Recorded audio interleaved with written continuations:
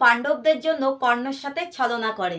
আসলে পাণ্ডবদের 12 বছরের বনবাসকাল পূর্ণ হতেই দেবরাজ ইন্দ্র ঠিক করলেন তিনি কর্ণের কাছ থেকে তার কবচ কুণ্ডলটি চেয়ে নেবেন।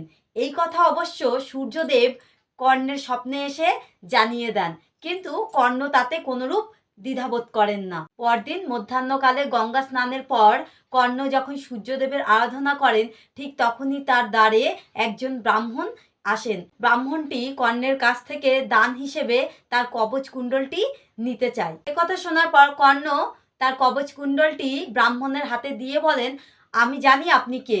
আপনি যদি ব্রাহ্মণ বেশে না এসে স্বয়ং ইন্দ্রের বেশে এসেও আমার কাছ থেকে কবচ কুণ্ডলটি চাইতেন, আমি দ্বিধা করতাম না।